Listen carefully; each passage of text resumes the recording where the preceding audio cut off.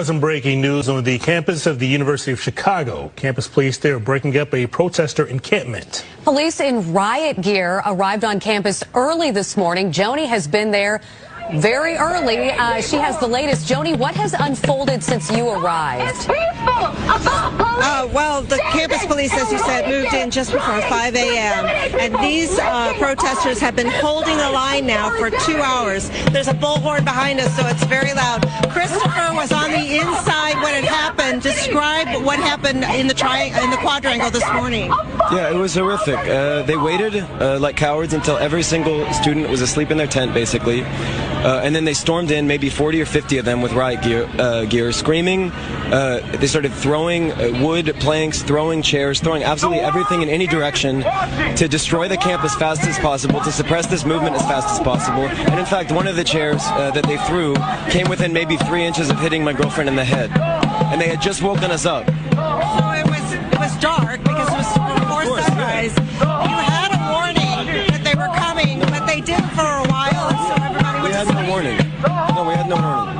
Okay, so then, what did you do when all that action was happening? I tried to make sure everyone was safe. I mean, it was chaos. It was terrifying. Yeah. So you were able to get out. I understand that students are being threatened with disciplinary action for being in there. They gave us some ridiculous notice out here saying that participants in the quad encampment, which no longer exists thanks to them, are facing like an interim leave of absence as well as a criminal trespass charge. I have no idea if that's just a scare tactic or if it's real, but it doesn't matter because the difference between us and people like these cops is that there are limits to when we continue following orders. And when you're talking about a genocide visited upon a colonized population of 2 million people trapped in a ghetto that's as long as a marathon and 6 miles wide, when that ghetto is being systematically starved, slaughtered, every hospital bombed, every university bombed, 70% of homes destroyed, 40,000 people murdered, 15,000 children murdered, the entire population on the brink of starvation,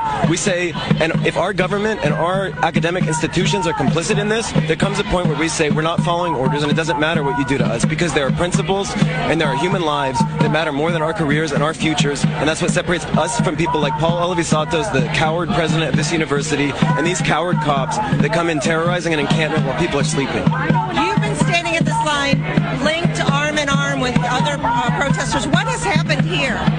What's happening here, you'd have to ask them.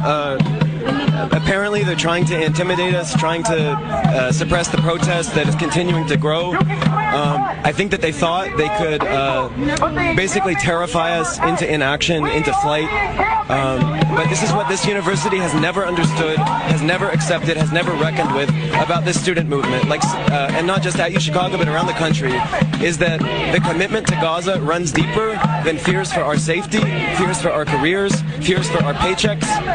It is a fundamental obligation we have as citizens of a country that is presiding over this genocide, arming this genocide, and as students at a university that is invested in those same weapons manufacturers and that is partnered with the same apartheid institutions that train that military and develop its technology. There was some pushing and shoving. I don't know who was pushing or shoving, but I know that there was tension here at the line. You've tried to have a conversation with some of these police officers. Yeah, I've been talking to them this whole time. I've been asking them what it would take for them to stop following orders. I would ask them, how many kids have to die? So if you say 15,000 kids are killed, they're still willing to violently suppress a national movement raising the alarm that this needs to stop, that the U.S. complicity needs to stop. So what if it was 50,000 kids, 200,000 kids, 1 million kids? What if the whole Gaza ghetto... Do you know if there are next steps here? For them? For me, the next step is a simple one, whatever form it takes, which is to continue fighting with every breath we have, with everything we have, for the people of Gaza, because the blood of those kids is on our hands. It's on all of our hands, whether we like it or not. If we're U.S. citizens, if we're UChicago students, we are implicated in this horror that is being visited with total impunity because of U.S. Security Council vetoes by the state of Israel. You're a student? I'm a student, yes, I'm a PhD student, yeah. And if you face discipline, what then? again, I don't care. It doesn't matter. There are things that matter more than my academic future. And certainly every one of those children that is being murdered, starved, maimed, whose parents are having to choose, do I let this kid starve first or that one?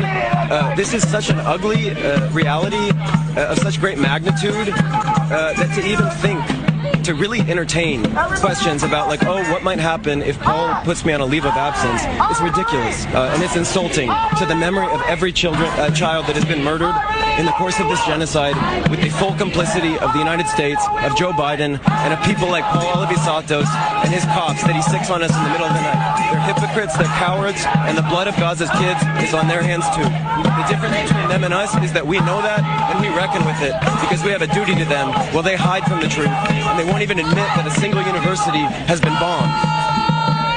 Thank you so much.